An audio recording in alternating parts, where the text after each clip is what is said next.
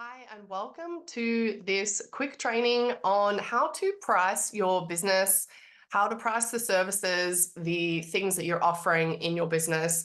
And pricing is such a big sticking point. And the reason that I wanted to do this was because a lot of people will just throw a price on there and hope that everything works out for the best. That was definitely me. And that was definitely where I was at the start of my business. I was uncomfortable charging the prices that I felt I was worthy of. And then at the end of the month, I would look at my expenses, look at what I was charging, look at the number of sales I've had, and be like, this number doesn't add up. What am I doing wrong? How do I even build a business that is going to sustain my life and charge a price that I'm comfortable with, that I'm confident that I can get customers at this price? And that is ultimately going to live a life that I've always dreamed of and sustain me in the way that I really want ongoing.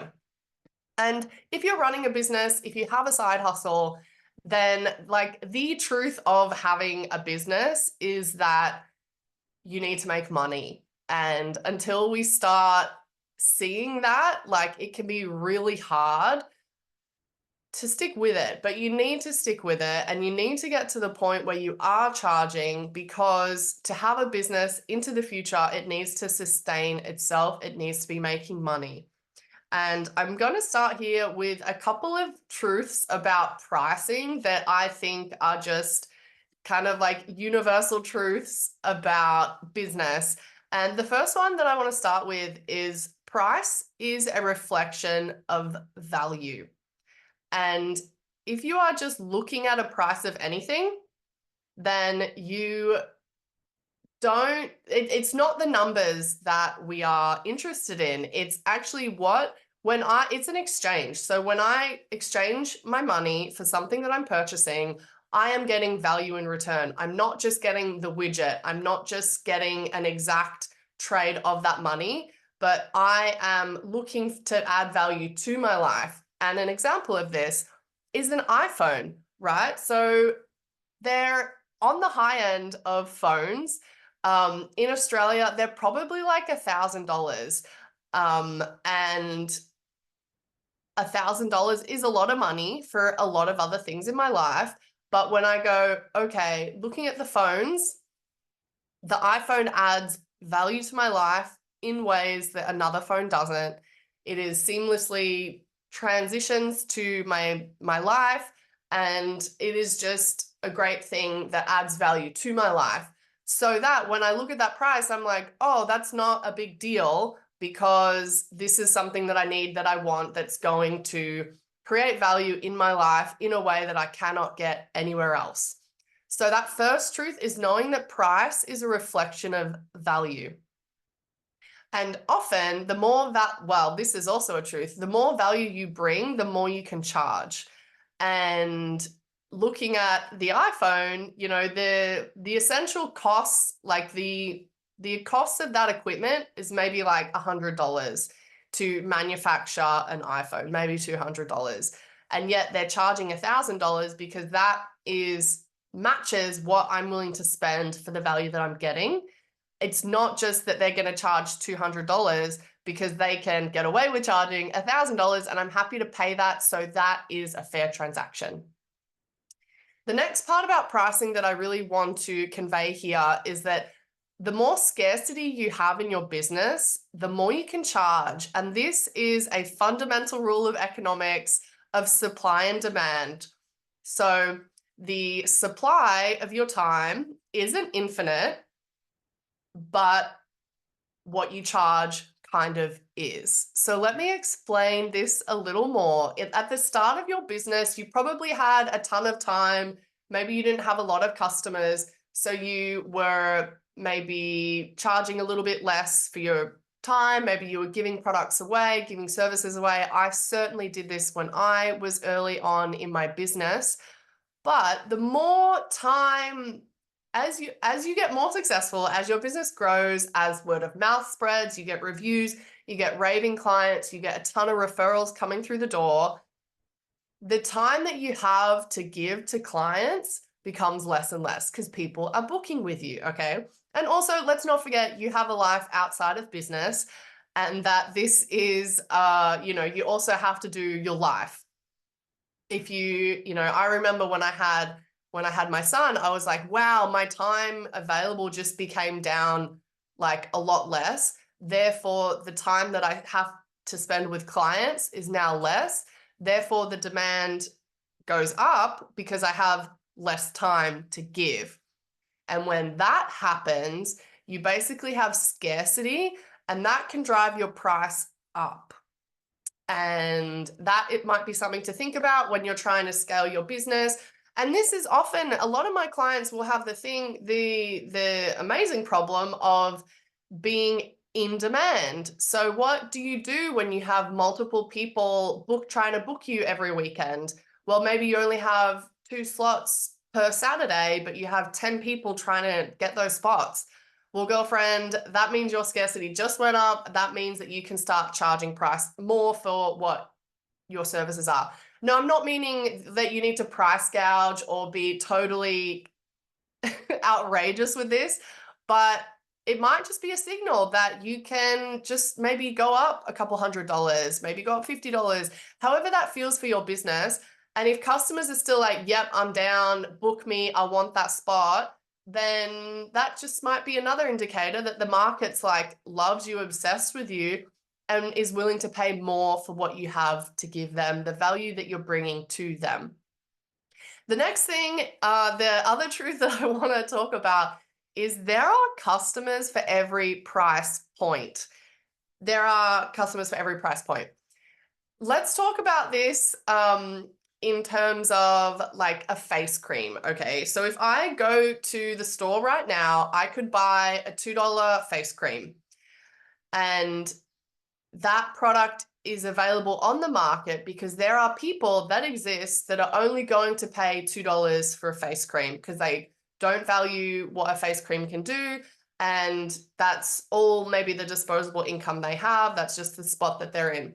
But also, if you go to the store, you're going to see a range. They probably sell like 100 creams at the store for every price point because every single customer has something they value. They're weighing up the cost. They're weighing up the quality of ingredients.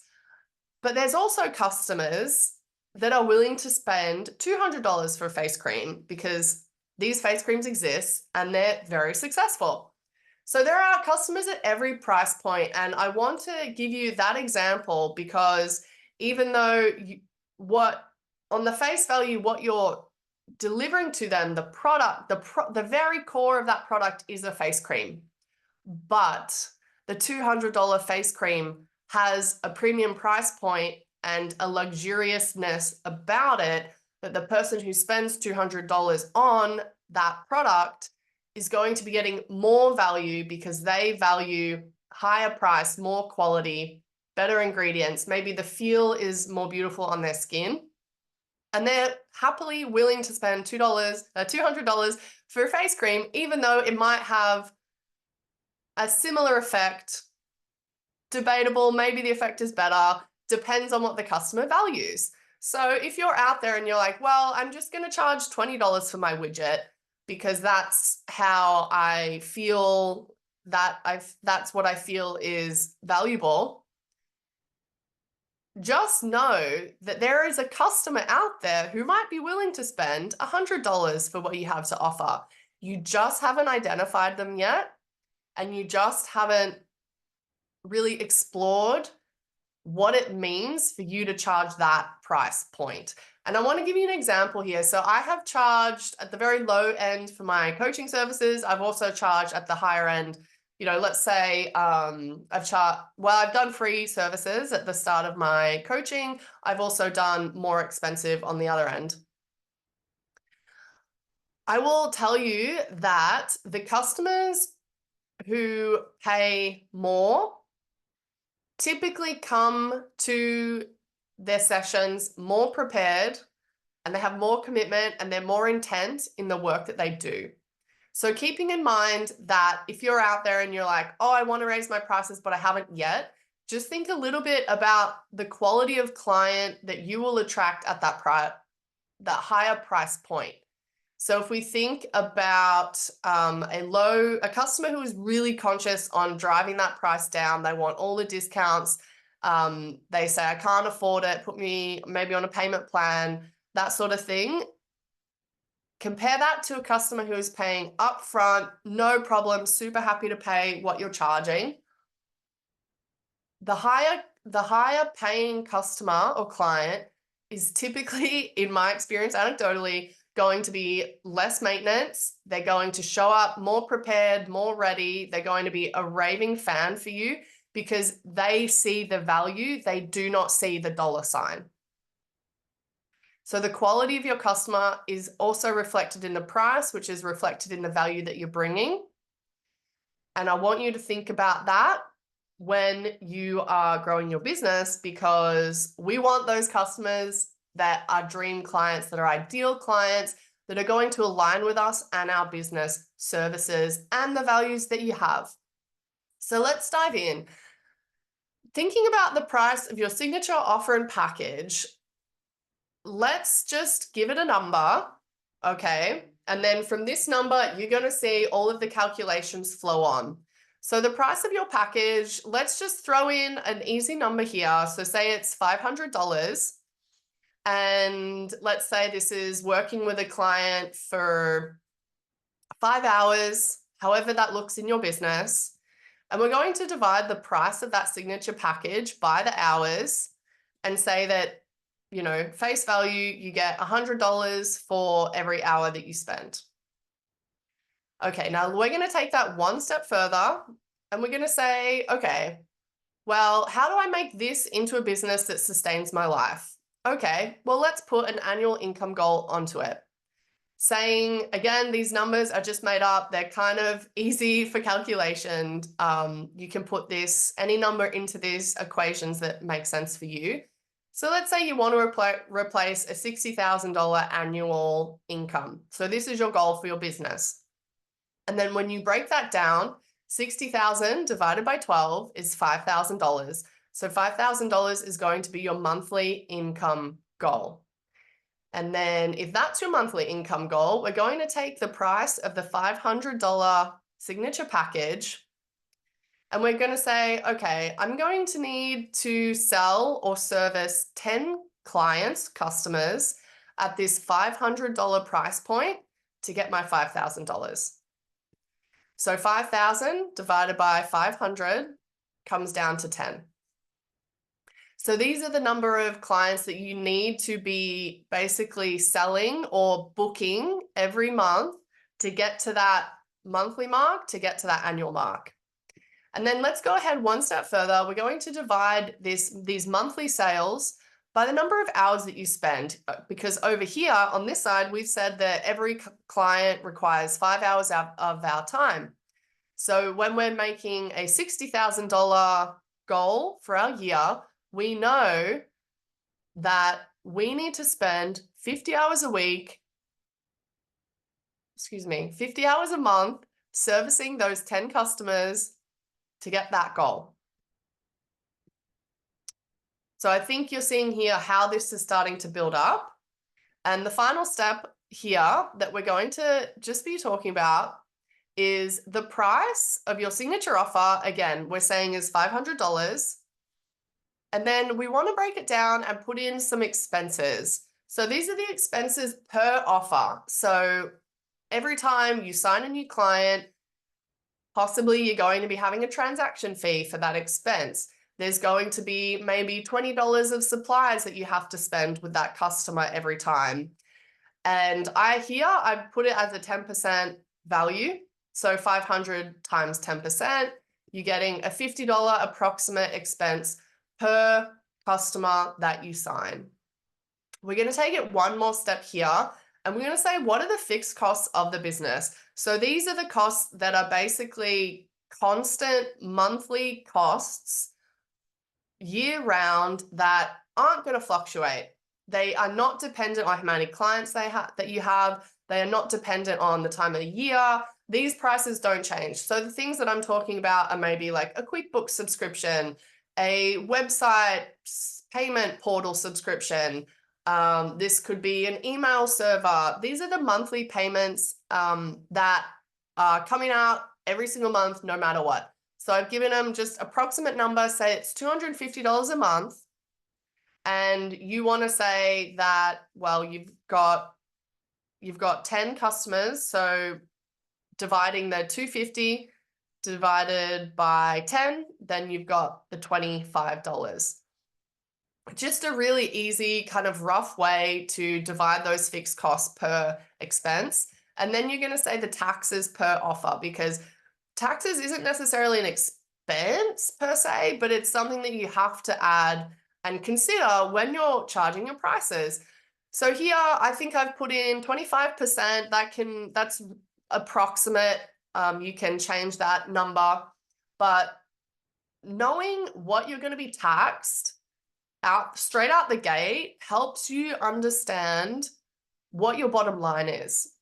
So when we charge $500 for a client, we're actually getting $300 profit. And maybe that isn't enough. Maybe it's less than you thought. But this is why we get the numbers out, because I want to show you something here quickly. Is say, okay, $300 isn't enough. I want more than that per client, because this hourly rate I thought was $100, but it's not anymore. It's actually, let's go 300 divided by 5. Oops. 300 divided by 5, that actually comes down to $60 an hour, expenses paid. So is that enough? That's up for you to decide. This is absolutely an example, but I want to show you a thing here. And why we look at the numbers is because you can play with these numbers. Okay, so you want to double your prices. Let's put it in $1,000. So we're earning $1,000 per client. We're still spending 5 hours on them. We've doubled our hourly rate, our gross hourly rate.